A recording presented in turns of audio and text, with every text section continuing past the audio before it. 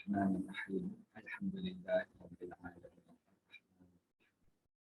مالك يوم الدين إياك نعبد وإياك نستعين الصراط المستقيم صراط الذين أنعمت عليهم غير المغضوب عليهم. Alhamdulillah, bersyukur kita pada Allah Ta'ala kerana pada pagi ini kita dipertemukan dalam majlis ilmu berkaitan dengan bahasa Arab Al-Quran. Baik. Pada pagi ini saya akan mulakan perbincangan berkenaan dengan ayat. Maksudnya saya akan ulang semula apa yang telah kita bincangkan pada minggu lepas. Kerana perbincangan ayat ini dia adalah salah satu perbincangan yang agak sukar untuk kita hadam, untuk kita fahami. Jadi kalau kita sentiasa ulang, insya-Allah lah, insya-Allah dia akan meringankan ataupun memberi kefahaman kepada kita untuk memahami ayat-ayat, struktur ayat di dalam bahasa Arab. Baik, kita akan lihat dahulu, saya akan tulis kat sini lah dalam whiteboard ni, berkenaan dengan ayat dalam bahasa Arab. Ini penting sangat lah. Kerana dalam ayat bahasa Arab ni ada 3 sahaja jenis ayatnya. Pertama dinamakan sebagai jumlah. Dia panggil sebagai jumlah ismiyah. Jumlah bermaksud ayat. Jumlah dalam istilah bahasa Arab adalah ayat. Jumlah. Jumlah juga membawa maksud keseluruhan. Boleh juga jumlah bermaksud keseluruhan yang macam kita buat matematik je. Ni tambah ni, jumlah semua berapa? Itu pun betul dalam bahasa Arab pun. Jumlah ni maksudnya keseluruhan. Tetapi dalam bahasa Arab, jumlah dalam bahasa Arab ataupun dalam grammar bahasa Arab dinamakan sebagai ayat. Okey. Kemudian jumlah, salah satu jumlah ataupun ayat dinamakan ismiyah. Jumlah ismiyah. Macam mana nak kenal jumlah ismiyah? Okay. Macam mana nak kenal jumlah ayat yang dinamakan sebagai ismiyah? Iaitu ayat yang bermula dengan isim.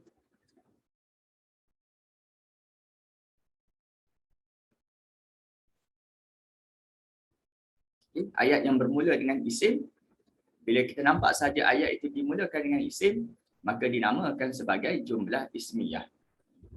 Okay. Kalau kita dah tahu itu adalah jumlah ismiyah, apakah step yang seterusnya yang kita kena buat? Iaitu kena mengenal pasti mubtada dan khabar.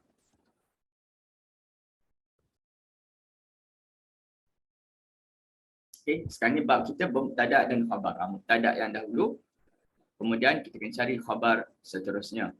Okay, subjek dan predikat. Baik. Yang kedua adalah dinamakan jumlah fi'liyah, iaitu ayat yang dimulakan dengan fi'il. Fi'liyah. Apa maksud jumlah fi'liyah? Iaitu ayat, jumlah ayat yang dimulakan, yang bermula dengan perkataan fi'il. Fi'il ni tak kisahlah fi'il madhi ke, fi'il mudhari' ke, ataupun fi'il amar. Okey, kalau kita dah kenal pasti bahawa ia adalah jumlah fi'liyah, ayat yang bermula dengan fi'il, apa yang kita kena cari? Pertama, kenal pasti fi'il. Yang kedua, kenal pasti fa'il. Apa maksud fa'il? Pelaku. Pelaku bagi perbuatan tersebut. Okey. Yang seterusnya, dia panggil syibih jumlah.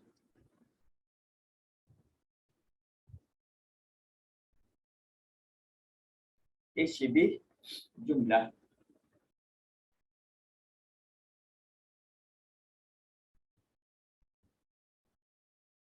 Syibih jumlah. Syibih jumlah ini iaitu ayat yang bermula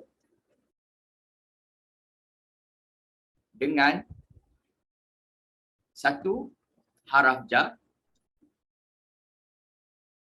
Dia mula dengan haraf jar. Ayat tu mula dengan haraf jar. Okey, haraf jar atau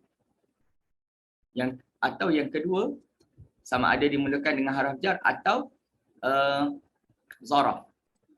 Biasanya zaraf makan. Isim zaraf makan. Okay, maka kalau kita jumpa ayat macam ni, apa yang kita kena cari kan, iaitu pertama khabar dan yang kedua mubtada. Mubtada duduk belakang. Okay, khabar pertama, mubtada yang kedua. Okay, itu maksud daripada ayat. Okay, ini kalau kita jumpa ayat je. Jadi apa yang perlu kita carikan dalam ayat ini, jadi ada 4 kriteria. Satu, kita cek dulu ayat ni adakah dia bermula dengan isim ataupun bermula dengan fi'il ataupun bermula dengan haraf jar ataupun bermula dengan zaraf. Kita kena cek ni, zaraf makan. Kita kena cek permulaan dia bermula dengan apa. Barulah kita mengenal pasti apakah ayat dia, dan yang kedua setelah tahu ayat dia, maka kita kena cari berkenaan dengan sama ada subjek ataupun mubtada ataupun khabar, fi'il ataupun fa'il, ataupun kita kena cek dahulu khabar dia apa, kemudian kita kena cari mana mubtada dia. Okey, ini secara umumnya ayat bahasa Arab begini. Ini sahaja ayat dalam bahasa Arab. Okay, tidak ada dah yang keempat ke yang kelima, tak ada. Dia macam ni sahaja. Okay, baik. Okay, seterusnya kita akan lihat dalam buku kita.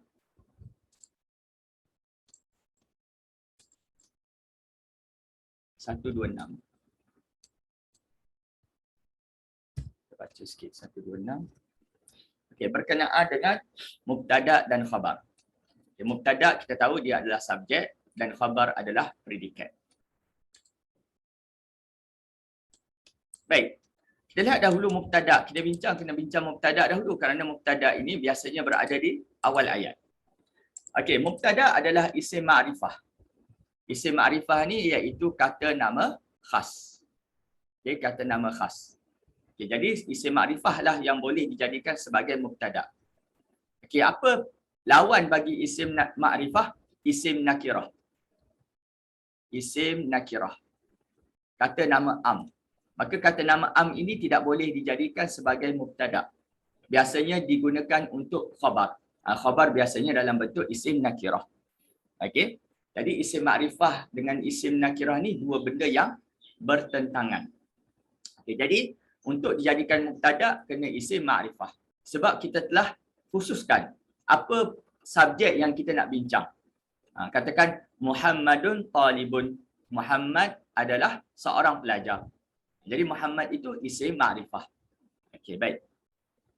Talibun khabar. Okey, baik. Isim ma'rifah yang memulakan ayat. Okey, isim ma'rifah yang memulakan ayat. Apa itu mubtada? Iaitu subjek. Itu dia punya penerangan ataupun penafsiran tentang al-mubtada. Apa maksud mubtada? Subjek. Iaitu isim ma'rifah yang memulakan ayat. Okey. Yang kedua, kita kena tahu apakah jenis-jenis isim ma'rifah. Okay, jenis-jenis isim ma'rifah yang dijadikan sebagai mubtada ini ada 6. Ya, jadi bila kita lihat ayat, kita katakan, oh ni bermula dengan isim. Boleh tak dijadikan mubtada? So kita kena lihat. Adakah kalimah isim itu isim ma'rifah? Okey. Apakah isim ma'rifah? Pertama, dhamir. Ini kita dah tahu kata ganti diri. Okay, kata ganti diri. Okay, kalau kita lihat di sinilah. Okey, dhamir. Dhamir ini semuanya dhamir munfasil. Okey, tidak boleh dhamir muttasil. Huwa huma hum, hiya huma hunna, anta antuma antum, anti antuma antunna. Itu semua boleh dijadikan sebagai mubtada. Okey, dhamir munfasil. Okay, baik. Yang seterusnya isim isyarah. Okey, isim isyarah. Kata tunjuk. Kata tunjuk ini termasuk kata nama khas. Kerana kita sudah menentukan sesuatu dengan kita tunjuk. Ini pen. Ini buku. Jadi dia telah menjadi khusus. Okey, baik. Pada kata isim isyarah ini yang kat sini dah. Okey, isim isyarah ni kita lihat. Contohnya hadza, hadhihi, hadzani, hatani, haula'i, haula'i. Okey, hadza ini tak boleh Hata ini tak boleh. Itu kita dah bincang pada minggu lepas. Saya dah buat satu-satu. Okey, contohnya zalika boleh, tilka boleh, zanika, tanika, ulaika, ulaika. Yang ni tak boleh. Okay, yang saya bulatkan itu sahaja boleh dijadikan sebagai mubtada. Okey, boleh dijadikan sebagai mubtada. Sebab apa? Hazaini, hataini, zainika, tainika ini tak boleh dijadikan mubtada kerana mubtada mesti pada kedudukan marfu. Mesti pada kedudukan depan. So yang saya bulat-bulat ni adalah kalimah-kalimah yang boleh diletakkan sebagai kedudukannya marfu. Kedudukannya depan. Okey, kedudukannya depan. Baik.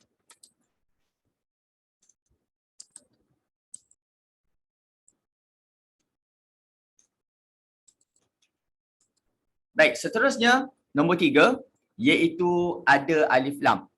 Okey, ketiga iaitu ada alif lam. Kalimah yang ada alif lam. Okey, kalimah yang ada alif lam. Okay, contohnya kalau kita lihat di sini. Kita lihat di sini. Okey, yang ni tak ada alif lam. So kita tambah al-muslimu. Contoh al-muslimatu. Okey. Al-muslimani. Okey, al-muslimatani. Al-muslimuna. Al-muslimatun. Al-muslimatu. Okey, baik. Satu, buyut, al-buyutu.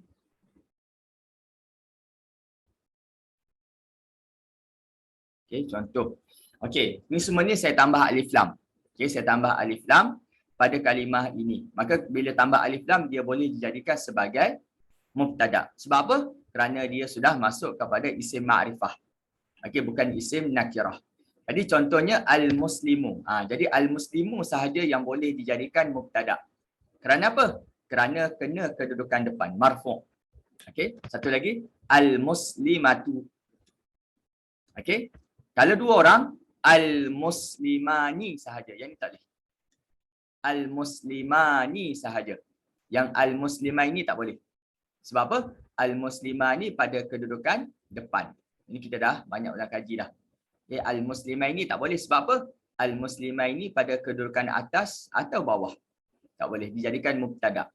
Okey, jadi yang diboleh jadikan mubtada al-muslimu, al-muslimatu, al-muslimani, al-muslimatani. Al-muslimatani boleh, al-muslimataini tak boleh. Okey. Kemudian al-muslimuna boleh, al-muslimina tak boleh. Okey, al-muslimuna boleh kerana waw ini menunjukkan kedudukan depan. Okey. Satu lagi al-muslimatu. Tak boleh tanwin Tak boleh tanwin sebab ada alif lam. Al-muslimatu. Yang ni lah boleh. Yang ni tak boleh. Al-muslimatu. Okey. Dan kalau jamak taksir, al-buyutu. Al-buyutu. Baca baris hadapan. Dipanggil apa? Marfu'. Okey, marfu'. Itu kalau isim yang ada alif lam. Jadi nampak je isim yang ada alif lam, maka dia merupakan kata nama khas dan boleh dijadikan sebagai mubtada.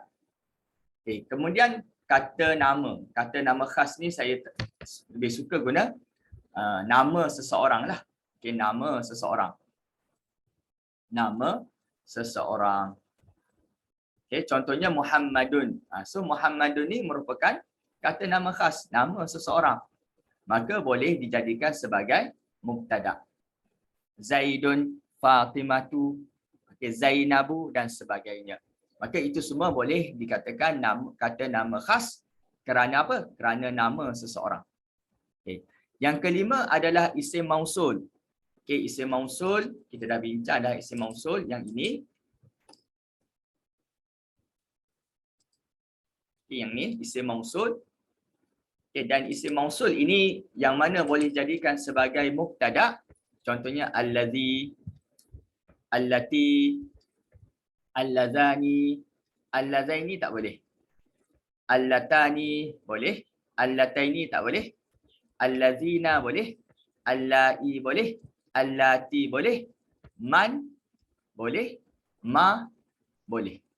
Okey. Jadi yang saya bulat ni semuanya adalah isim yang boleh dijadikan sebagai mubtada. Kerana apa? Pertama, kerana dia adalah isim ma'rifah. Yang kedua adalah kalimah yang saya bulatkan ini boleh kita letakkan sebagai kedudukan depan ataupun kita namakan sebagai marfu'.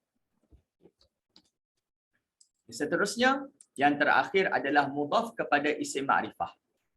Mudhaf kepada isim ma'rifah ni maksudnya satu kalimah, contohnya buyu, satu kalimah yang mana kita boleh ataupun satu kalimah isim yang kita sandarkan kepada yang ini, yang nombor 1, yang nombor 2, nombor 3, nombor 4 dan nombor 5. Jadi isim itu juga makrifah. Macam contoh, dia bersandar dengan dhamir buyutuhu. Okey, baituhu silap. Okey, baituhu. Okey, baituhu, rumah dia. Okey, bila rumah dia, dia sudah menjadi makrifah. Kerana kita sudah spesifikkan rumah dia sahaja yang kita nak bincang, bukan rumah orang lain. Okey. Nombor 2, isim isyarah baitul ladzi. Okey, baitu hadza, maaf. Baitu hadza, rumah ini. Rumah ini. Maksudnya kita tunjuk rumah orang ni lah. Okey, rumah orang ni contoh. Okey, buyutu hadza. Rumah siapa kita nak pergi ni? Rumah orang ni. Kita kata itu. Buyutu hadza. Okey, buyutu hadza, rumah orang ni. Okey. Kemudian contohnya nombor 3, dia bersandar kepada isim yang ada alif lam. Baitu at-talib. Baitu at-talib. Baitu rumah, at-talib.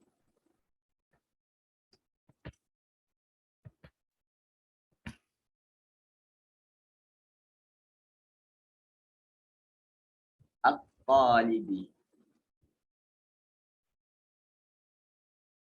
Okay. Baitul talib, rumah pelajar ini.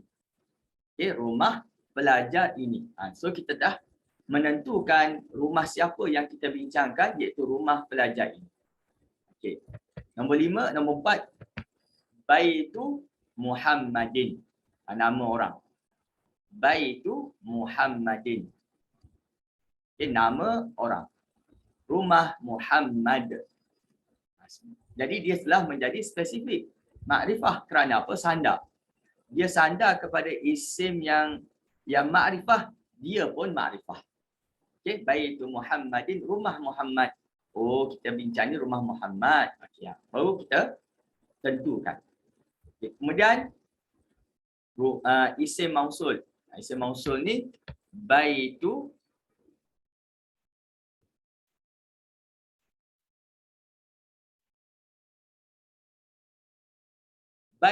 rumah, allazi, seseorang yang apa? Seseorang yang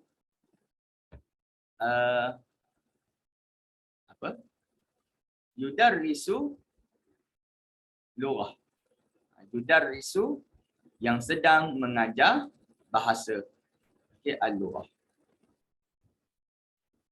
Okey, kenapa dalam allazi ni saya panjangkan ayat dia? Okey, kenapa kalau sebut allazi saya panjangkan ayat dia? Kerana apa? Kerana allazi ni dinamakan isim mausul. Bila sebut isim mausul, kata nama hubung, dia mesti dihubungkan dalam bentuk ayat. Maksudnya ada ayat selepasnya. Ada ayat selepas allazi. Kalau tidak, allazi itu dia tidak ada fungsi. Dia tidak lengkap. Kita tak faham tentang allazi. Tak perlulah letak allazi kalau tidak ada ayat yang ada selepas allazi. Berbeza dengan yang lain.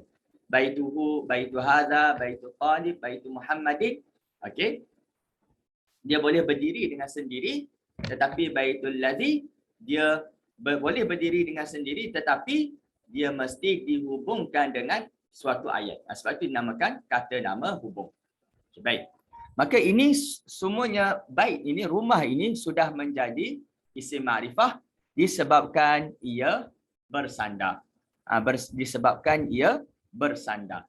Okey, sekarang ni kita dah bincang berkenaan dengan mubtada. Okey. Kemudian kita akan bincang berkenaan dengan khabar secara ringkas. Okay. Khabar adalah predikat. Cerita yang nak disampaikan mengenai subjek. Mestilah cerita itu menjelaskan mengenai subjek yang kita terjemahkan dengan predikat. Okay, predikat. Okay, formula nombor 17 ini kita skip dahulu. Kita akan tengok pada contoh nanti. Cuma lihat kepada formula 18, mubtada mestilah isim ma'rifah yang memulakan ayat. Ini kita dah bincang dah. Sama dengan takrif yang diberikan pada warna kuning ni. Okay, yang ni yang kita nak bincang nombor 19. Khabar boleh dalam bentuk isim marfu' atau jumlah fi'liyah atau jumlah ismiyah atau syibih jumlah. Okey, sekarang ni kita nak bincang apa? Berkenaan dengan predikat. Predikat ni dia agak sukar sikit sebab dia ada beberapa jenis predikat dalam bahasa Arab. Okey. Pertama, saya buat pecahan dahulu. Pertama, dinamakan khabar mufrad. Cuma dalam buku ni diguna nama isim marfu'. Saya tak, kalau baca dalam kitab-kitab grammar disebut khabar mufrad. Khabar mufrad. Apa maksud mufrad? Satu unit. Okey.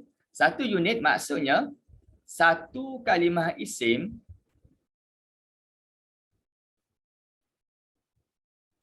sudah cukup untuk mencukupi untuk dijadikan khabar. Okay, untuk dijadikan khabar. Contoh, Muhammadun talibun. Kita bincang mengenai apa ni? Muhammadun. Okay, Muhammadun nama seseorang. Maka dia adalah isim ma'rifah. Boleh dijadikan sebagai mubtada. Okay, apa perincian dia tentang Muhammad talibun? Okay, satu kalimah ini sudah cukup untuk dijadikan sebagai khabar, maka dinamakan khabar mufrad. Dan khabar mufrad ini mesti marfu' bagi depan. Sebab itu dia ditulis kat sini isim marfu' dalam buku kita ni lah. Dalam buku silibus ini ditulis isim marfu'.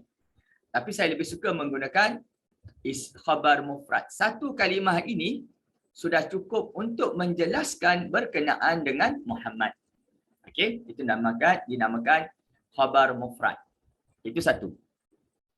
Okey, ada juga khabar dalam bentuk ayat. Khabar jumlah namanya. Okey, khabar jumlah ini tak sama dengan khabar mufrad. Sebab apa? Kerana khabar jumlah ini dalam ayat yang besar tu ada ayat yang kecil. Dan ayat yang kecil itu menjelaskan tentang mubtada. Contoh, kita ada khabar jumlah ismiyah. Okey, dan khabar jumlah fi'liyah.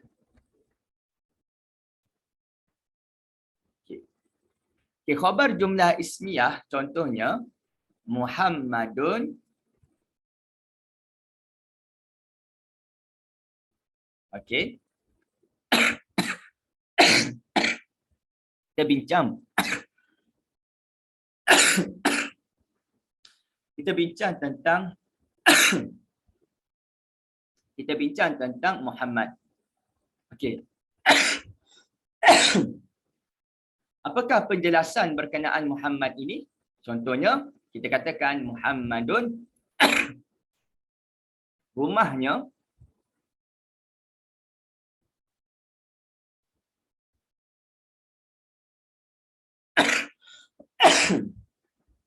baituhu kabirun.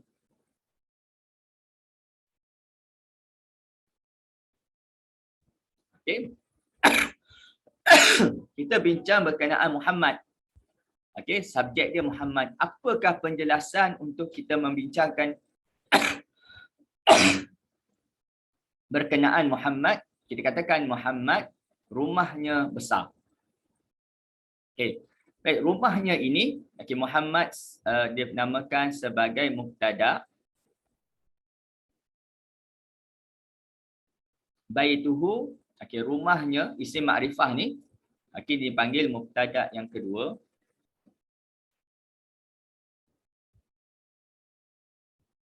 Okey. Okay, rumahnya, rumah siapa ni? Rumah Muhammad. Hu ni rujuk kepada Muhammad. Okey, apa pasal rumah Muhammad ni? Kabirun. Ni panggil khabar. Khabar apa?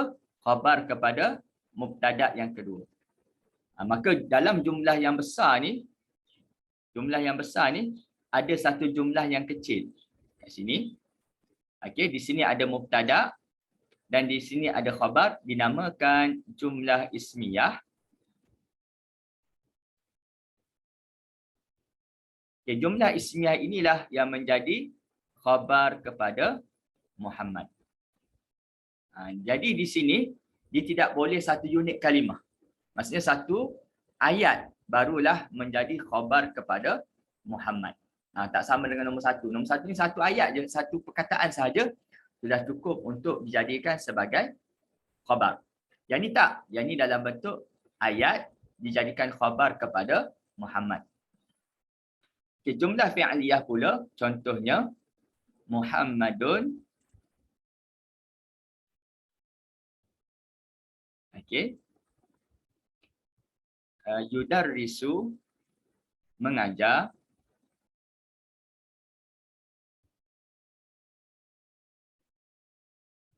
Al-lughah, bahasa. Okey, contoh. Jadi Muhammad ini adalah mubtada sebab dia isim makrifah. Kita bincang Muhammad. Okey, berkenaan apa? Apakah penjelasan berkenaan dengan Muhammad? Yudarrisu al-lughah, sedang mengajar bahasa. Siapa Muhammad? Oh, yang sedang mengajar bahasa itulah. Itu Muhammad. Oh, saya kenal. Okey, yudarrisu. So yudarrisu ni fi'il mudhari'. Okey, di sini ada fi'il. Setiap fi'il mesti ada fa'il, pelaku. Siapa pelaku dalam ni? Iaitu huwa, ada dhamir dia, rujuk kepada Muhammad. Maka ada fi'il dan fa'il ini dinamakan jumlah fi'liyah.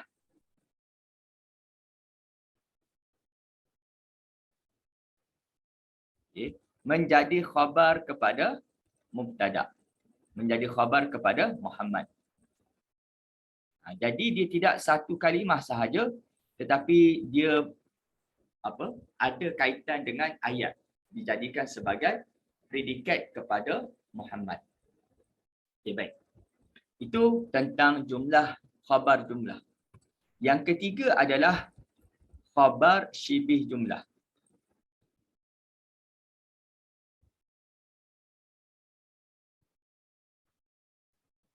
Iaitu dia ada haraf jar, yang kedua zaraf, makan. Okey, syibih jumlah ini dia tak boleh satu kalimah. Okey, dia mesti tersusun juga. Tetapi dia tidak sampai kepada ayat. Contoh macam ni.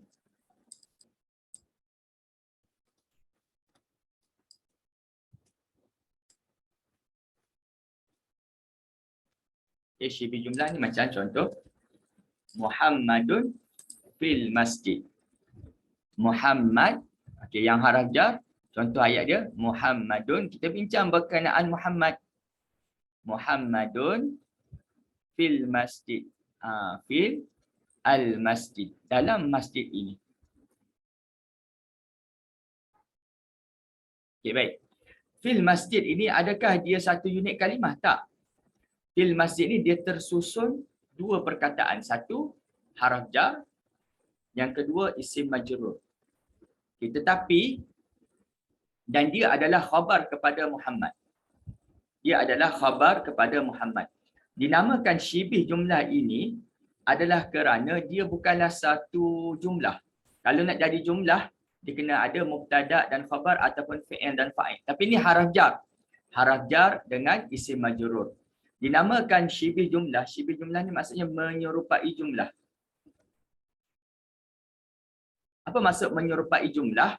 Dia tidak sampai kepada tahap ayat, tetapi dia diserupakan dengan ayat. Dia bukan sampai kepada tahap ayat, tetapi dia menyerupai ayat. Apa yang menyerupai ayat? Kita faham. Muhammadun fil masjid. Muhammad di dalam masjid. Faham tak ayat ni? Faham. Maka fil masjid itu merupakan khabar kepada Muhammad yang dinamakan sebagai syibih jumlah. Macam mana nak kenal syibih jumlah? Iaitu khabar yang mana ada haraf jar dan isim majrur.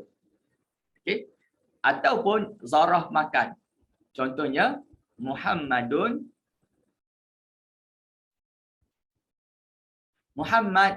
amama di hadapan al-masjidi. Okay, amama al-masjid. Maka ini amama al-masjid. Okay, amam isim zarah makan.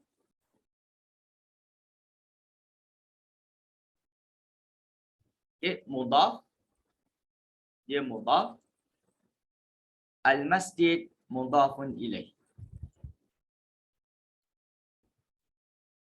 Okey, maka mudhaf dan mudhafun ilaih ataupun isim zaraf makan dan selepasnya itu mudhafun ilaih ini menjadi khabar kepada Muhammad. Maka ini khabar dinamakan sebagai khabar syibih jumlah. Khabar syibih jumlah. Okey. Itu berkenaan dengan khabar. Jadi kita dah bincang mubtada dan juga khabar. Jadi sekarang ni kita nak cuba praktiskan di dalam ayat Al-Quran. Dalam ayat Quran, iaitu pada muka surat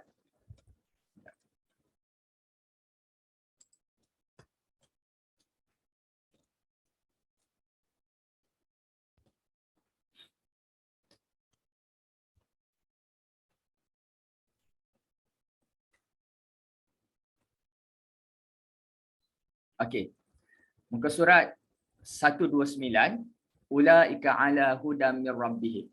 Pada muka surat 129 iaitu ulaika ala hudam min rabbihim. Tak silap saya sinilah kita start lagi tu. Kita berhenti pada al-hadzal ladzi kuntum bihi tad'un. Baik. Di sini adalah mubtada yang berupa isim isyarah. Mubtada yang berupa isim isyarah. Iaitu ulaika ala hudam min rabbihim, mereka itulah di atas petunjuk dari Tuhan mereka. Maka di sini kita kena cek dahulu apakah ayat ini. Apakah jumlah ini?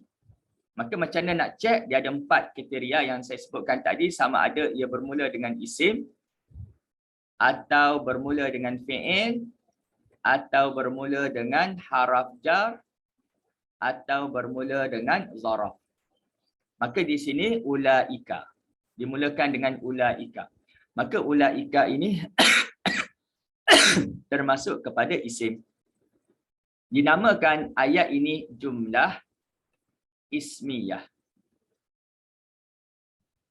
Jumlah ismiyah. Apa yang ada pada jumlah ismiyah?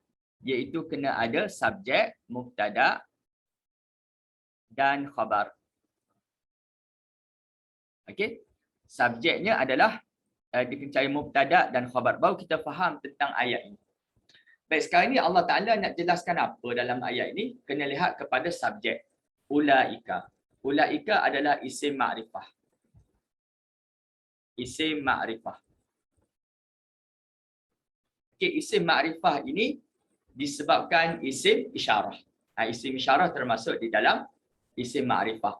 Jadi boleh tak dijadikan sebagai mubtada? Ya, boleh. Dan ia merupakan perkara yang dibincangkan dalam ayat ini. Jadi Allah Ta'ala nak bincangkan ulaika, iaitu mereka itulah. Sebab apa dia letakkan perkataan itulah? kerana isim isyarah. Okay, orang ini adalah orang yang bertakwa. Okay, apa yang berlaku kepada orang yang bertakwa? Apa yang Allah Ta'ala nak jelaskan berkenaan dengan orang yang bertakwa ini? Ala hudan. Ala hudan. Mir rabbihim. Jadi ala hudan di sini adalah dinamakan sebagai ala haraf jar. Hudan isim majrur. Okey. Maka ala hudan ini dinamakan sebagai syibih jumlah. Syibih jumlah. Okey, iaitu ada haraf jar dan ada isim majrur yang mana syibih jumlah ini adalah khabar kepada ulaika. Jadi ala hudan ini kita faham. Penjelasan berkenaan dengan ulaika. Maksudnya mereka itulah ala hudan, di atas petunjuk. Maksud apa di atas petunjuk? Ulama tafsir lah. Sebab mereka ini sudah bertakwa, mereka ini ikut Al-Quran. Kenapa dikatakan ulaika ala hudan? Iaitu mereka sentiasa mendapat petunjuk. Mereka sentiasa ataupun mereka tetap mendapat petunjuk. Jadi ini penjelasan berkenaan ulaika. Ulaika mereka itulah orang yang bertakwa. Apa yang jadi kepada orang yang bertakwa ala hudan adalah tetap sentiasa mendapat petunjuk. Sentiasa di atas petunjuk.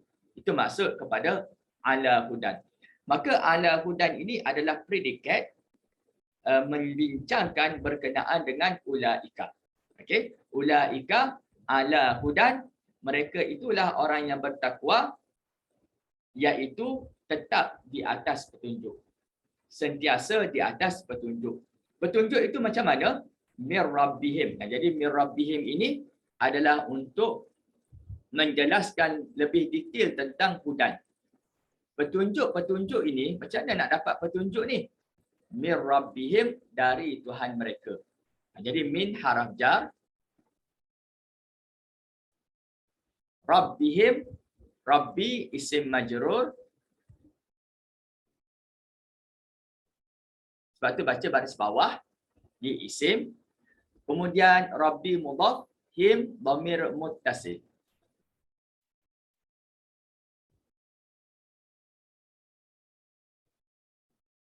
Okey. Maka kalau tuan-tuan jumpa, tuan-tuan dan puan-puan jumpa Rabbi isim, him pun dhamir muttasil, Rabbi mudhaf, Rabbi mudhaf,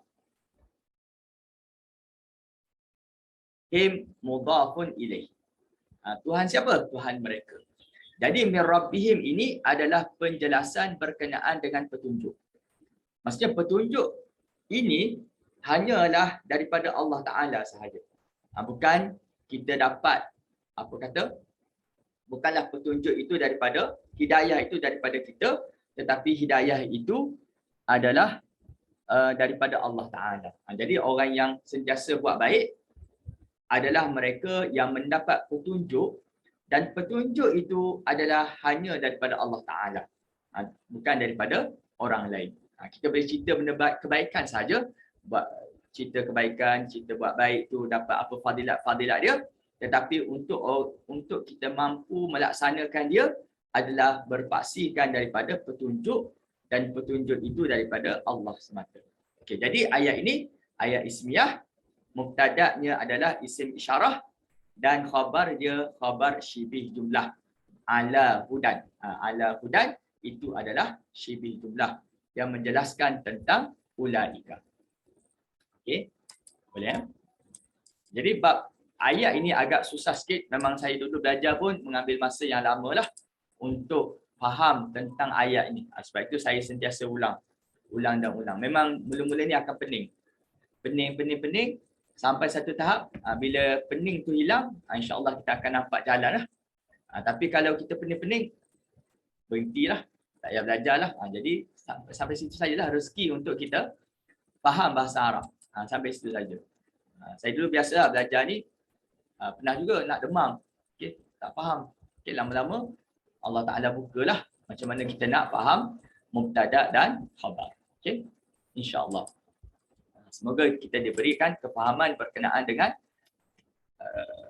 perbincangan berkenaan dengan ayat. Baik. Kemudian nombor 5, mubtada yang bermula dengan isim mausul. Okey, itu kita dah bincang. Tadi kita dah bincang isim mausul ini merupakan salah satu isim makrifah. Okey, salah satu daripada isim makrifah yang inilah. Okey, isim mausul Jadi yang boleh dijadikan sebagai mubtada yang ini, yang ini, yang ini, ini dan ini, yang ini tidak. Tak tentang isim mausul. Baik.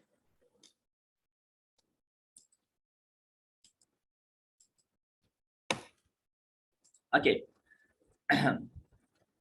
Fa amma man a'ta wattaqa wa saddaqa bil husna fasanuyassiruhu lil yusra. Okey. Fa adapun kan fa bukan. Amma adapun fa ni dia panggil permulaan ayat. Okey, fa ni adalah permulaan ayat.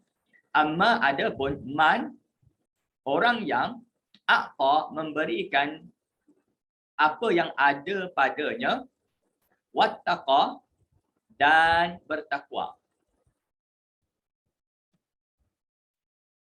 Wasaddaqa bil husna dan mengakui bil husna,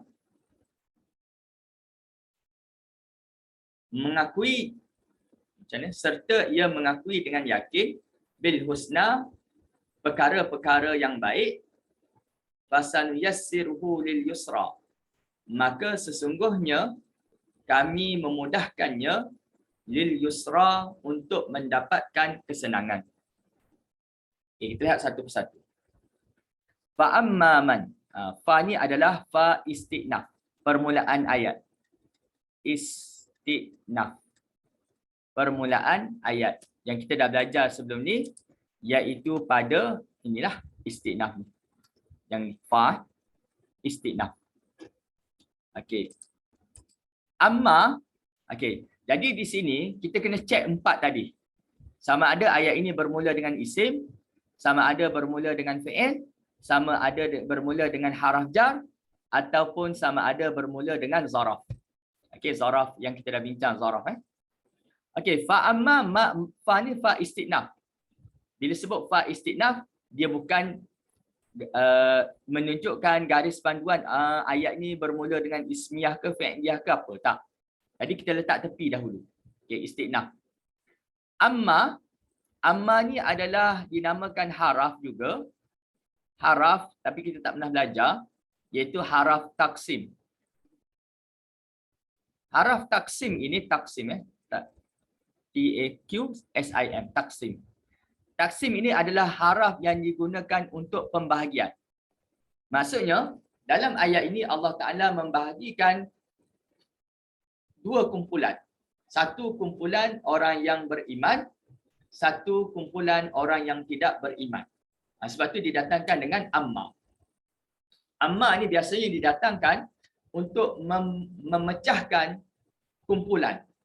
Ada kumpulan A, kumpulan B. Kumpulan baik, kumpulan yang ikut perintah Allah, dan satu lagi kumpulan yang tidak patuh kepada perintah Allah. Biasanya macam tu. Taksim. Dia panggil amma. So, sini ada huruf fa dan amma, dua-dua haraf. Dan dua-dua haraf ini bukan garis panduan untuk kita tetapkan ayat yang jenis ayat apakah ini. Okay, jenis ayat apakah ini. Kemudian ada man. Man ini isim. Isim mausul. Isim mausul. Maka isim mausul ini dikatakan sebagai inilah garis panduan kita dalam menetapkan ayat ini adalah ayat jumlah ismiyah. Apa ada dalam jumlah ismiyah? Kena ada mubtada dan khabar. Dua-dua kena cari. Di mana mubtada dia? Yang ini. Man. Man ini adalah mubtada. Okey. Sah tak dia jadi mubtada? Sah. Sebab apa? Man ini adalah isim makrifah. Okay, sekarang ni Allah Ta'ala nak bincangkan berkenaan dengan man. Seseorang yang. Okay, seseorang yang. Okay, jadi kita tak akan faham man ini macam mana, melainkan dia kena ada dihubungkan dengan ayat. Sebab isim mausul, kata nama hubung, maka mesti dihubungkan dengan suatu ayat. Jadi man, seseorang yang a'ta, memberi. A'ta ni fi'il madhi. Fi'il madhi. A'ta, memberi. Memberi apa? Apa yang ada padanya ke jalan kebaikan. Ini tafsiran dia. A'ta maksudnya memberi sahaja. Tapi ditafsirkan apa? Memberi apa yang ada padanya ke jalan kebaikan, iaitu contohnya menginfakkan harta kepada kebaikan. Dia sedekah, infak, zakat, yang tu. Itu kriteria berkenaan dengan man. Jadi a'ta ni menjelaskan tentang man.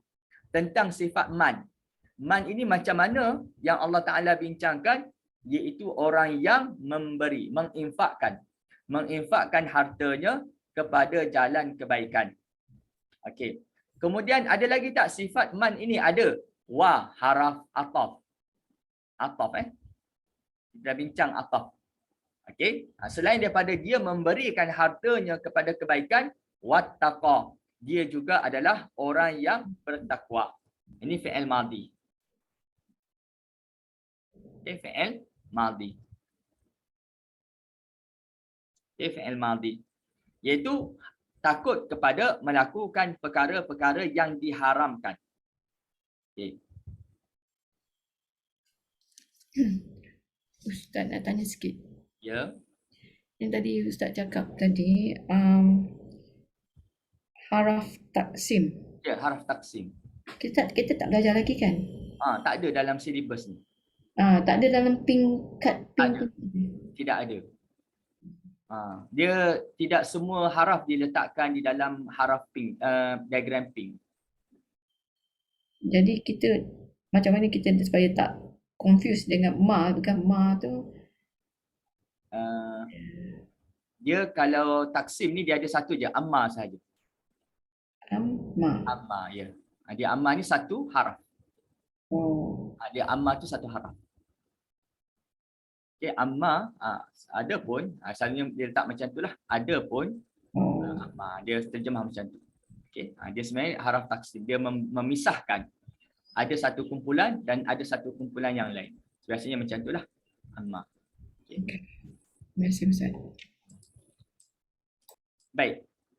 Yang kedua adalah wattaqa, iaitu orang yang takut daripada melakukan perkara-perkara yang diharamkan. Ataupun orang yang menjauhi daripada maksiat. Okey. Ataupun orang yang beramal dengan segala ketaatan. Itu wattaqa. Itu sifat kepada man. Okey. Tapi tak jelaskan lagi apa predikat dia. Sekarang ni hanya mausul saja. Dihubungkan dengan man ini. Menceritakan kriteria tentang man. Okey, man. Kemudian ada tak lagi kriteria lain, sifat yang lain? Ada lagi. Wa, ataf. Saddaqa, membenarkan. Okey, saddaqa, membenarkan. Saddaqa fi'il madhi. Fi'il madhi. Okey, saddaqa, membenarkan, meyakini. Bil husna, dengan janji-janji baik. Bil husna, dengan kebaikan. Okey. Perkara baik. Di sini perkara yang baik. Bil husna, maksudnya janji yang baik. Bil husna, bi haraf jar. Husna isim dinamakan isim majrur. Apa maksud majrur? Isim yang dibaris bawahkan. Maksudnya kedudukannya kedudukan bawah. Bil husna. Sebab ada haraf jar. Okey, maka di sini telah dijelaskan berkenaan dengan ciri-ciri man. Satu, menginfakkan, takut, saddaqa, membenarkan, meyakini, bil husna, janji-janji yang baik. Maksudnya kalau dia buat benda ni, dia dapat syurga. Buat benda ni, dapat syurga. Itu maksud membenarkan janji-janji yang baik. Apa yang berlaku? Ini predikat dia. Fasanuyassiruhu. Okey. Maka sesungguhnya kami akan memudahkan. Okey, kami akan memudahkan. So fa ini dipanggil haraf. Haraf jawab amma. Amma. Apa maksud dia? Bila ada amma, mesti ada fa dalam ayat tu. Dia punya apa? Link dia. Ada amma, mesti ada fa. Okey, fa. Dan biasanya bila ada fa ni, dia ada predikat dia kat situ lah. Okey, sebab ini man ni mubtada. Mana khabar dia? Sanuyassiruhu. Sa ini menunjukkan masa yang akan berlaku. Berlaku. Nuyassiru fi'il mudhari'. Fi'il mudhari'. Ini panjang. Dia fa ni haraf. Haraf fa ini adalah jawab bagi amma. Bila amma ada, fa mesti ada. Sa ini menunjukkan masa akan berlaku. Macam sayaqulu sufaha. Okey, mereka akan berkata oleh orang-orang bodoh. Dipanggil sin tu dipanggil sa tu, maksudnya benda yang akan berlaku. Bila ada huruf sin ini, mesti lepas tu fi'il mudhari'. Nuyassiruhu fi'il mudhari', iaitu ada huruf nun di depan. Yang kita dah belajar, fi'il mudhari' ni ada 4 huruf. Salah satu daripada 4 huruf. Alif, ada hamzah, nun, ta, ya. Jadi nun di sini, nuyassiruhu, kami akan memudahkan. Kami akan memudahkannya. Daripada mana akan ini? Itu huruf sin ni. Okay, kami akan memudahkannya. Nya ni siapa? Nya ni? Nya ni adalah man. Dhamir ini ganti siapa? Ganti man. Nuyassiruhu di sini, iaitu ada fi'il mudhari'. Okay. Nuyassiruhu di sini, iaitu dia ada fi'il mudhari'. Dia ada fi'il mudhari'. Dan dia ada fa'il, pelaku dia. Siapa pelaku dia? Kami. Apa perbuatan dia? Akan memudahkan. Okey. Maka di sini, fi'il mudhari' dan fa'il ini menjadi jumlah fi'liyah. Jumlah fi'liyah yang merupakan khabar kepada man. Khabar kepada man. Khabar kepada man. Jadi inilah penjelasan berkenaan dengan man. Penjelasan berkenaan dengan man. Maksudnya seseorang yang mana bersifat dengan memberi hartanya kepada jalan kebaikan, bertakwa, membenarkan dengan janji-janji yang baik, balasan-balasan yang baik. Apa yang berlaku kepada man ini? Kami akan memudahkannya. Fasan yassiruhu lil yusra, untuk mendapatkan kesenangan. Maksudnya apa? Untuk mendapatkan syurga. Itu maksud fasan yassiruhu lil yusra. Maksudnya orang yang telah diberikan kesenangan ini mudah untuk mendapatkan syurga ini, iaitu dia merasa mudah untuk melakukan ketaatan di dunia dahulu. Dapat taufik lah, mudah. Nak pergi semayang mudah, nak belajar ilmu mudah, nak buat baik mudah. Nak meninggalkan semayang tu susah. Rasa tak sedap hati, rasa tak tenang hati bila meninggalkan solat sebagai contoh. Ini orang-orang yang man a'ta wa taqa wa saddaqa bil husna. Okey, fasan yassiruhu lil yusra.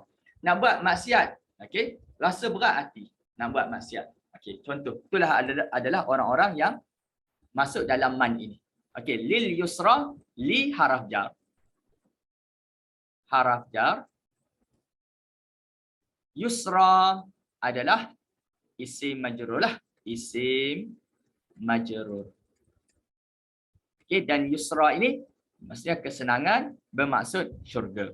Okey, bermaksud syurga. Setengah ada ulama mengatakan ayat ini adalah ditujukan kepada Sayyidina Abu Bakar radhiyallahu taala anhu, kerana beliau menggunakan hartanya untuk membebaskan orang-orang lemah dan wanita-wanita yang tertindas. Itu sebahagian ulama iaitu Ibnu Mas'ud mengatakan ayat ini ditujukan kepada Sayyidina Abu Bakar radhiyallahu taala. Okey, itu berkenaan dengan. Jadi mana mubtada man, mana khabar dia? Nuyassiruhu. Nuyassiruhu itu adalah fi'il mudhari' dan ada fa'il dia iaitu kami. Kami itu fa'il dia, pelaku dia merupakan jumlah fi'liyah yang menjadi khabar kepada man. Okey, yang menjadi khabar kepada man. Boleh? Baik, seterusnya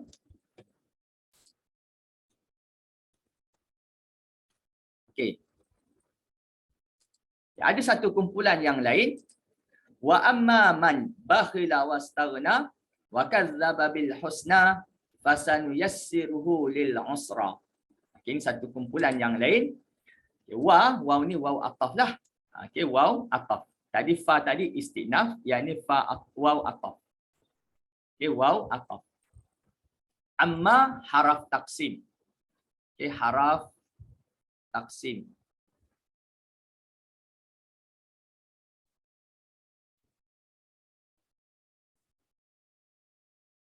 Okey, haraf taksim iaitu membahagikan suatu benda lah, haraf taksim. Taksim. Okey, kalau tulis bahasa Arab dia jadi macam ni lah. Harfu at-taksim. Taksim. Taksim. Huruf qaf. Taksim. Haraf taksim. Haraf yang membahagikan. Dan ada pun man, seseorang yang, ini isim mausul. Okay, macam tadilah, dia adalah jumlah ismiyah. Sebab apa kita katakan jumlah ismiyah? Kerana waw kita tak ambil kira. Okay, yang kita ambil kira 4 tadi. Sama ada isim, fi'il, haraf jar ataupun zaraf makan. Jadi waw ni ataf, kita tolak tepi. Amma haraf taksim kita letak tepi. Man, kita ambil garis panduan menentukan ayat ini adalah pada man. Man ini adalah boleh dikatakan permulaan dikira untuk kita menetapkan jenis ayat. Jadi man ini adalah isim mausul, dia adalah jumlah ismiyah. Jumlah ismiyah. Okay, apa yang berlaku pada jumlah ismiyah ini? Mesti kita mencari mubtada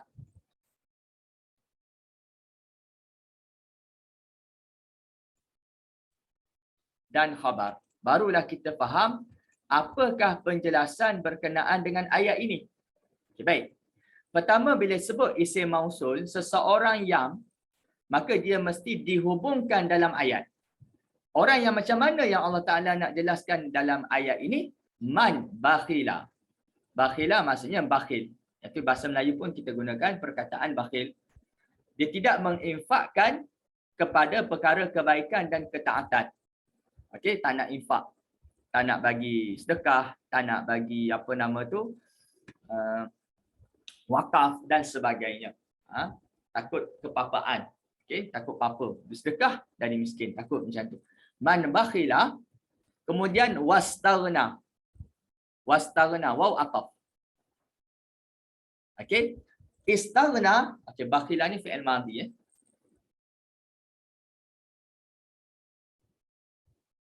Wastaghna iaitu merasa cukup. Merasa cukup dengan kekayaan dan kemewahannya. Okey, wastaghna fi'il madhi juga.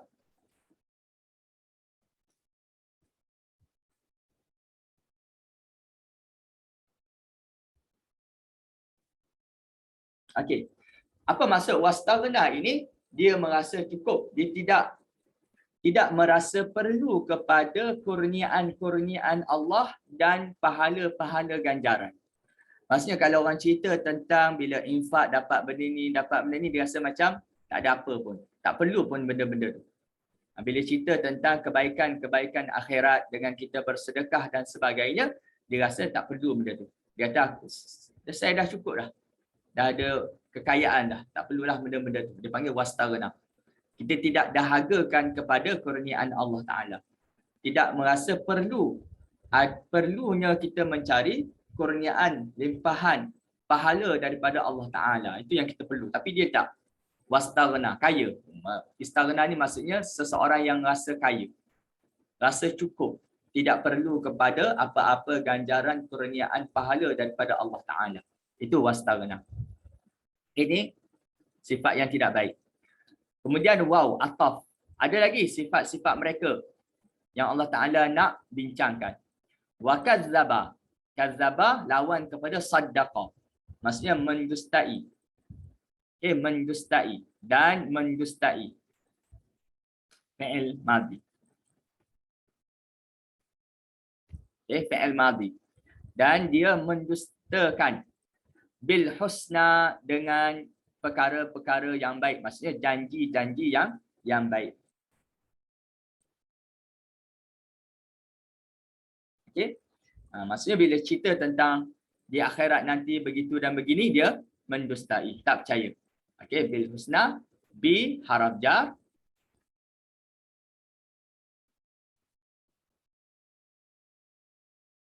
Okey, haraf jar. Bil al husna isim majrur. Okey, isim majrur. Okey. Yang ni ciri dia, bakhila, istaghna wa kadzdzaba. Ni ciri-ciri man. Okay, sekarang ni Allah Ta'ala nak menjelaskan berkenaan dengan man. Okay, apa yang berlaku? Seseorang yang bersifat dengan bakhil, merasa cukup, tak perlu kepada ganjaran Allah, mendustai apa janji-janji baik, tak percaya dengan janji-janji baik. Apa yang berlaku kepada mereka? Fasanuyassiruhu lil usra. Kami akan memudahkannya untuk mendapatkan kesusahan. Okay, kami akan memudahkan dia untuk mendapatkan kesusahan. Okay, fa macam tadi dipanggil jawab amma. Jawab amma. Maksudnya bila ada amma mesti ada fa. Okey, bila ada amma mesti ada fa. Amma, jawab amma. Nama dia, haraf dia. Haraf dia tu dipanggil jawab amma.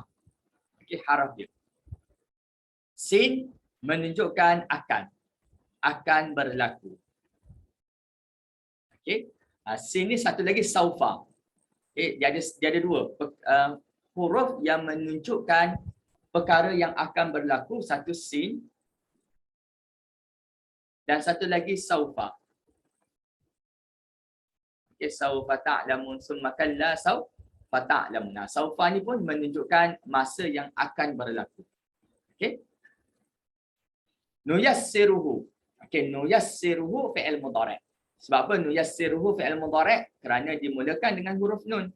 Kami. Okey, sebab itu diterjemahkan dengan sesungguhnya, maka sesungguhnya kami. Nun tu daripada kami. Yassiru. Yassiru maksudnya memudahkan.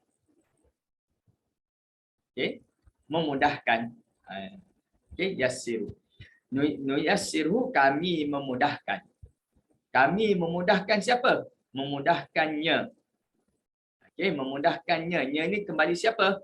Kembali kepada man. Kami memudahkan man yang bersifat dengan bakhil, bersifat dengan istaghna tadi, bersifat dengan kadzdzaba tadi. Apa yang berlaku? Kami memudahkan dia, kami memudahkannya lil usra. Jadi ni fi'il mudhari'. Okey, bila sebut fi'il mudhari' dia ada fa'il. Okey, dia ada fa'il, pelaku. Okey, ada pelaku. Ada fi'il mudhari' dan ada pelaku. Okey. Maka ya. Boleh. Nak tanya boleh Ya. Tadi kita cakap fi'il madhi macam bakhil, kadzdzaba. Tapi bila kat bawah tu kita cakap fi'il mudhari', maknanya ayat tu satu benda dah berlaku, yang ni akan terus berlaku. Macam mana tu Ustaz? Okey. Untuk man bakhila wastaghna wa kadzdzaba bil husna ni boleh kita katakan dia adalah perkara-perkara yang berlaku di dunia dahulu. Maksudnya dia dulu, okey, dia dahulu bakhil, dia dahulu merasa cukup, mereka mendustai dengan perkara-perkara yang baik. Okey, apa yang akan mereka dapat? Jadi menggunakan fi'il mudhari' di sini. Yang ni mereka dah buat. Bakhilah ni mereka dah buat. Bakhila, istaghna, kadzaba, mereka dah buat. Okey, apa yang mereka dapat hasil daripada sifat-sifat yang ketiga-tiga ini, kami akan memudahkan dia untuk mendapatkan neraka. Itu maksud dia. Okey, maksud dia yang ni benda dah buat. Macam orang tu lah, dia bakhil dan sebagainya, apa yang dia dapat nanti? Dapat nanti Allah Ta'ala akan memudahkan dia untuk mendapatkan kesusahan. Kesusahan ni maksudnya api neraka, mendapatkan neraka. Itu maksud dia. So ayat ni dia ada dua lah. Satu daripada perbuatan manusia, perbuatan manusia iaitu perbuatan bakhil, istaghna dan kadzaba, dan yang kedua adalah perbuatan Allah. Okey, perbuatan Allah ni dia memudahkan untuk masuk ke dalam neraka. Jadi ada dua perbuatan di sini. Satu perbuatan manusia dan satu perbuatan Allah. Dan perbuatan Allah tu diletakkan akan. Balasan dia akan berlaku begini. Itu yang saya faham lah. Okay. Boleh faham maksudnya? Boleh. Jadi di sini ada dua perbuatan. Satu perbuatan daripada hamba dan satu lagi perbuatan daripada Allah. Perbuatan hamba itu benda yang telah berlaku. Dia dah buat begini di dunia dahulu, dia buat begini. Dan perbuatan Allah akan berlaku bagaimana? Apa natijah dia? Apakah yang mereka akan dapat? Apa yang Allah Ta'ala buat kepada mereka? Fasanuyassiruhu lil usra. Maka Allah Ta'ala akan memudahkan dia untuk mendapatkan kesusahan. Okay? Memudahkan dia untuk mendapatkan neraka Allah Ta'ala. Baik. Fasanuyassiruhu lil usra. Jadi di sini fi'il mudhari' dan ada fa'il. Fi'il mudhari' apa? Memudahkan, akan memudahkan. Fa'il dia siapa? Pelaku dia untuk perbuatan ini iaitu Allah. Okey, kami. Okey. Maka gabungan ini fi'il mudhari' dan juga pelaku ini membentuk satu ayat. Bila ada fi'il dan ada fa'il, dia membentuk satu ayat. Dinamakan ayat ataupun dinamakan jumlah fi'liyah. Ini dinamakan sebagai jumlah fi'liyah. Okay, jumlah fi'liyah inilah menjadi khabar kepada man. Menjadi khabar kepada isim mausul. Kita tahulah, iaitu Allah Ta'ala membincangkan dengan perkataan man ini. Okey.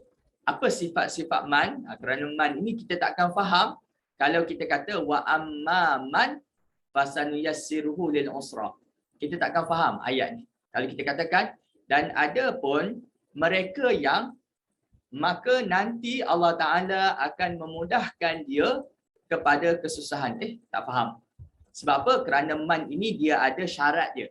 Iaitu dia mesti dihubungkan dengan ayat. Ayat selepasnya. Man bakhila. Okay, seseorang yang telah bakhil. Seseorang yang istaghna, merasa cukup, tak perlu dah limpahan kurniaan Allah Ta'ala. Okay, seseorang yang telah mendustai janji-janji baik Allah Ta'ala. Okay, apa yang berlaku? Fasan yassiruhu, maka akan kami memudahkan mereka untuk mendapatkan kesusahan. Okay. Lil usra, lil haraf jar, macam tadilah, haraf jar. Al-usra isim majrur. Okey, isim majrur. Ini adalah kumpulan yang kedua daripada dua kumpulan lah. Ada kumpulan pertama orang yang baik, orang yang patuh kepada arahan Allah. Yang kedua adalah orang yang menzalimi diri mereka sendiri. Baik. Itu berkenaan dengan isim mausul yang dijadikan sebagai mubtada. Okey, baik. Seterusnya kita lihat di sini mubtada yang berupa mudhaf. Maksudnya mubtada ini isim ma'rifahnya dalam bentuk sandar. Okey, dalam bentuk sandar. Baik. Bal aksaruhum la yu'minun. Bahkan aksaru sebahagian besar, hum daripada mereka, la yu'minun tidak beriman. La yu'minun tidak beriman. Baik. Untuk kita tahu ayat ini ayat yang bagaimana, macam tadilah kena ada 4 kriteria. Satu, adakah ayat ini bermula dengan isim? Adakah ayat ini bermula dengan fi'il? Adakah ayat ini bermula dengan haraf jar? Yang ketiga, adakah ayat ini dimulakan dengan zaraf? Okay. Tapi tengok di sini, apa yang dimulakan? Bal. Okay. Okay. Bal ini dinamakan sebagai idrab. Okay. Haraf idrab. Haraf idrab. Ada tak dalam? Okay, dia letak kat sini lah. Bal ni dia letak kat sini. Bal. Dan dia tidak menamakan haraf tersebut. Okay. Bal. Dia letak kat sini tapi tak namakan. Okay. Jadi sebenarnya bal ini kebiasaan kita gunakan sebagai ataf. Okay. Sebagai ataf.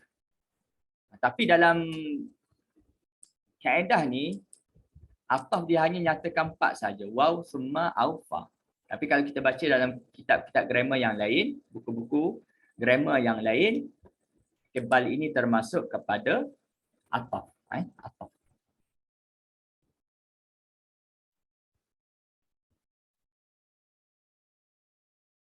Baik. Saya akan jelaskan tentang ataf. Tentang ataf dengan bal ni. Okay, bal. Bahkan, jadi bal ini kita tak boleh kelaskan sebagai penentu kepada ayat, tak boleh sebab dia termasuk kepada ataf. Okey. Tengok selepasnya, aksaru hum, aksaruhum. Aksaru kalimah isim. Okey, isim. Maka apabila ayat ini bermula dengan isim, okey, jadi kita tahu dia adalah jumlah ismiyah. Apa yang perlu kita cari dalam ayat ini? Pertama, subjek, mubtada. Dan yang kedua, khabar. Kena cari. Barulah kita tahu bahawa apakah penjelasan cerita yang Allah Ta'ala nak jelaskan dalam ayat ini. Okey, baik. Pertama, aksaruhum. Bahkan kebanyakan mereka la yu'minun. Bahkan kebanyakan mereka la yu'minun. Kebanyakan mereka. So aksaru ni boleh tak dijadikan, dia kalimah isim, boleh tak dijadikan sebagai mubtada? Boleh. Kerana apa? Kerana idhafah. Sandar. Okey. Apabila kalimah aksaru disandarkan kepada hum, maka kalimah aksaru di sini sudah menjadi isim ma'rifah. Kerana apa? Kerana dia telah menyandarkan kepada isim ma'rifah.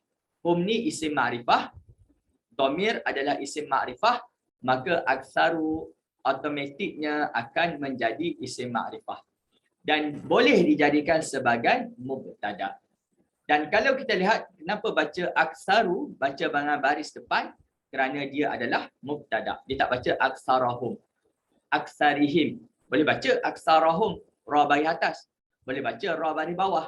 Tapi kenapa baca aksaru, ra baris depan? Kerana dia adalah mubtada. Jadi perbincangan di sini berkenaan dengan kebanyakan, sebahagian besar mereka. Siapa mereka ini? Iaitu golongan Yahudi. Okay, golongan Yahudi. Okay, sebahagian besar golongan Yahudi. Okay, sebahagian besar golongan Yahudi ini, apa yang berlaku kepada mereka ni? La yu'minun, adalah mereka tidak beriman. Okey, mereka tidak beriman. So mereka tidak beriman ini adalah predikat dia. Menjelaskan tentang kebanyakan, sebahagian besar golongan Yahudi tidak beriman. Tidak beriman kepada Allah, tidak beriman kepada Taurat dan tidak beriman kepada Rasul yang diutuskan kepada mereka. La yu'min. Tidak beriman mereka kepada Allah, Taurat dan Rasul-Rasul yang diutuskan kepada mereka.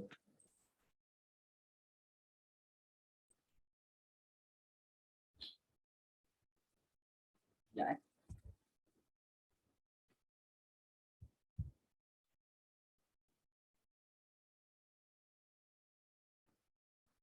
Okey, baik. Jadi la yu'minun, la nafi. La ni adalah haraf nafi. Okey. La yu'minun haraf nafi. Kemudian yu'minuna, yu'minu fi'il mudhari' disebabkan ada ya. Okey, ada ya. So di sini dia ada fi'il mudhari'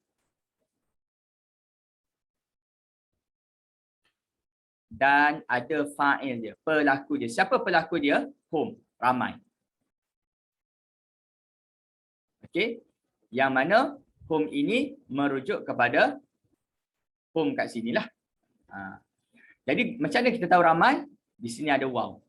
Waw ini menunjukkan ramai. Okey, waw ini menunjukkan ramai. La yu'minu. Okey, tidak beriman. Jadi kombinasi fi'il mudhari' dan juga fa'il hum ini telah membentuk dinamakan jumlah fi'liyah. Apa yang berlaku pada jumlah fi'liyah ini? Dia merupakan khabar, penjelasan berkenaan dengan aksaru. Yang mana aksaru ini adalah mubtada. Jadi kita fahamlah. Dan sebahagian besar mereka itu la yu'minun, tidak beriman. Okey. Jadi ayat ini dimulakan dengan bal. Bal ini dia panggil idrab. Idrab ni maksudnya haraf yang memalingkan. Haraf yang memalingkan.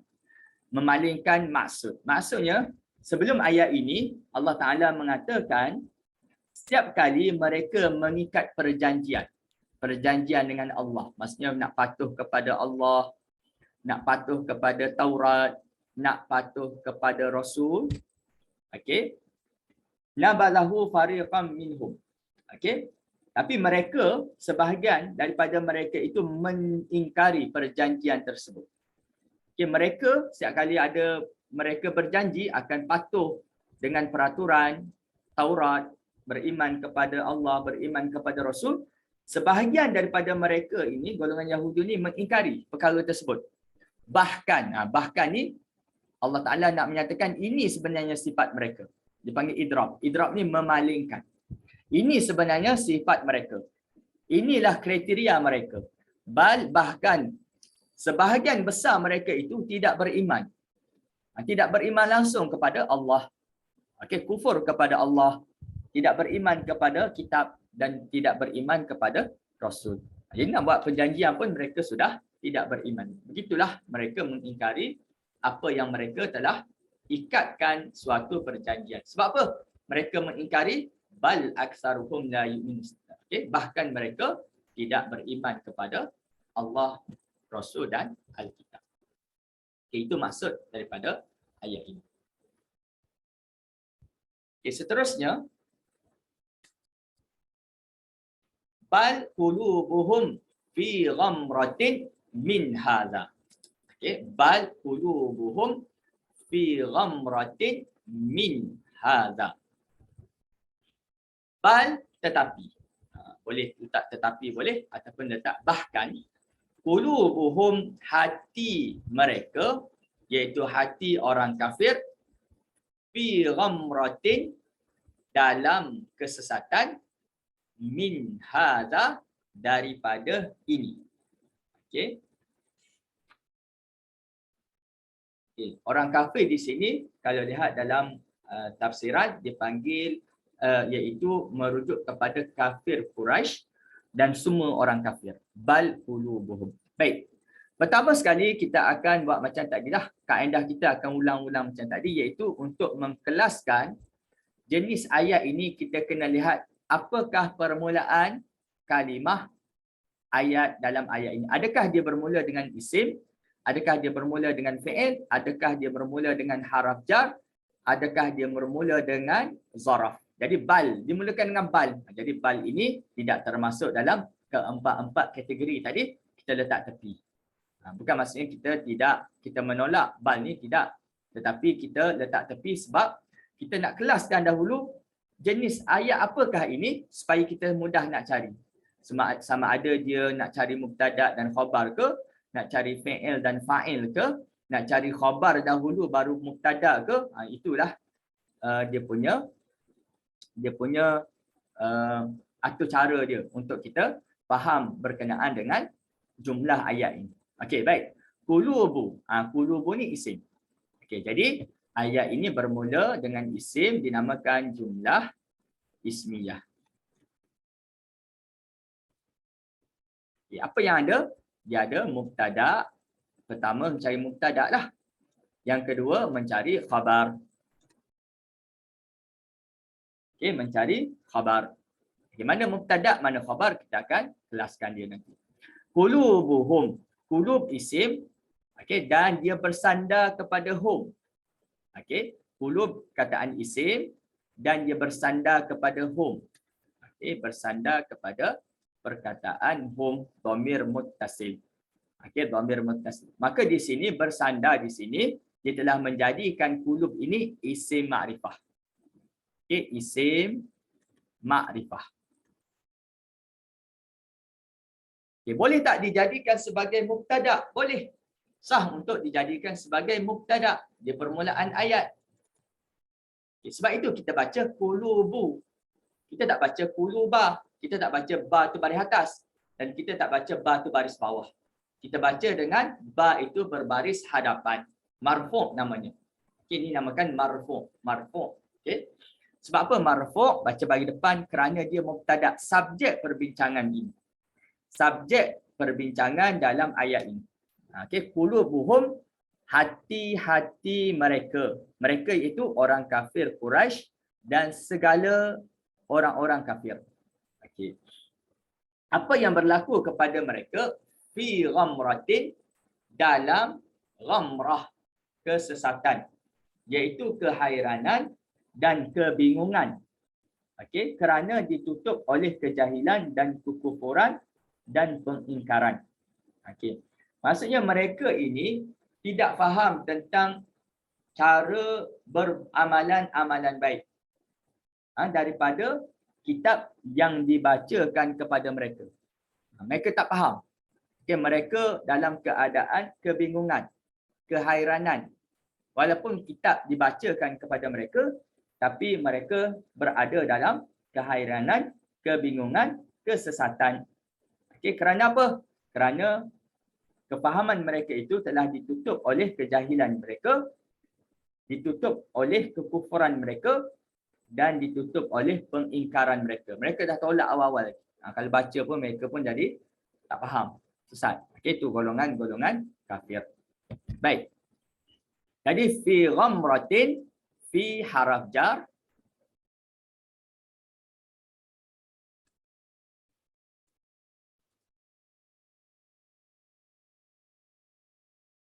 Okey, ghamratin isim majrur. Okey. Jadi fi ghamratin ini diletakkan di sini adalah untuk membincangkan berkenaan dengan qulub, hati mereka. Fi ghamratin ini haraf jar dan isim majrur adalah untuk membincangkan berkenaan qulubuhum. Hati mereka itu, hati orang kafir itu adalah dalam kesesatan, adalah dalam kebingungan, adalah dalam kehairanan.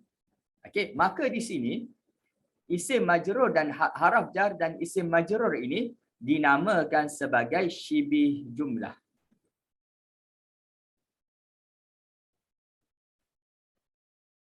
Dan syibih jumlah ini menjadi khabar kepada apa? Kepada qulub. Okey, menjadi khabar kepada qulub.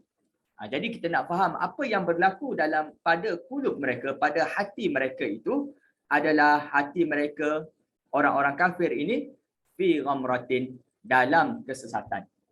Jadi tak dapat hidayah lah. Okay, tak dapat petunjuk daripada Allah Ta'ala. Kerana apa? Kerana kejahilan mereka, kekufuran mereka dan pengingkaran mereka terhadap ayat-ayat yang dibacakan kepada mereka. Okay. Jadi bingung tu daripada mana? Min hadza. Okay, min haraf jar. Jadi min hadza ini menjelaskan tentang ghamratin. Min hadza menjelaskan berkenaan ghamratin. Kebingungan min daripada haraf jar. Okey, hadza memahami kenyataan ini. Ini dia terjemahkanlah, dia tafsirkan. Daripada ini, maksudnya daripada memahami kenyataan ini. Ini ni isim majrur. Isim majrur dan dia dalam bentuk isim isyarah. Isim isyarah. Isyarah dekat. Kita dah belajar dah. Isim isyarah boleh lihat dalam diagram berwarna pink A. Isim isyarah kita akan jumpa hadza. Okey, hadza ni adalah kata tunjuk daripada memahami kenyataan ini. Ini ni apa? Okay, di sini ulama tafsirkan iaitu ini ni amalan-amalan baik daripada kitab yang dibaca dengan kebenaran. Daripada kitab-kitab yang sampai kepada mereka, mereka tak boleh mengambil manfaat pun daripada kitab-kitab yang sampai kepada mereka. Kebenaran-kebenaran daripada kitab tersebut mereka tidak dapat manfaatnya kerana mereka berada di dalam kesesatan, kebingungan dan kehairanan. Okey, itu masukkan daripada ayat ini. Okey, boleh? Jadi qulub mubtada sebab dalam bentuk idhafah sandar, fi ghamratin khabar. Khabar ini dalam syibih jumlah. Okey, dalam syibih jumlah. Ada soalan nak ditanya? Saya rasa setakat ini dahulu kita punya perbincangan. InsyaAllah pada minggu depan kita akan masuk berkenaan dengan jenis khabar. Walaupun saya dah sentuh dah jenis khabar ini, okey, dalam contoh-contoh yang sebelum ini, tetapi kita akan ulang kembali pada bab yang akan datang iaitu jenis khabar.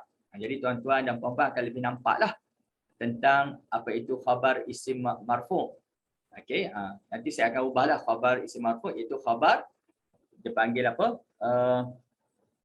Isim mufrad. Saya lebih suka menggunakan isim mufrad. Okey. Dan kita akan cek manakah mubtada dia. Sah tak dijadikan mubtada berdasarkan 6 kriteria yang kita bincangkan. Isim mausul, isim isyarah, dhamir, nama orang dan sebagainya. Okay, baik.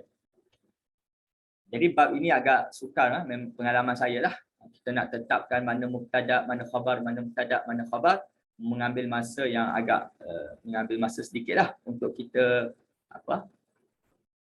Dia bahasa Arab ni kita boleh rasa. Ini mubtada dan khabar.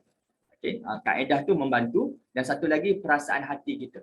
Kita dapat rasa ini mubtada, yang ni khabar. Ini mubtada, ni khabar. Kalau sampai tahap tu alhamdulillah lah. Okey. Saya rasa setakat ini dahulu kita punya perbincangan.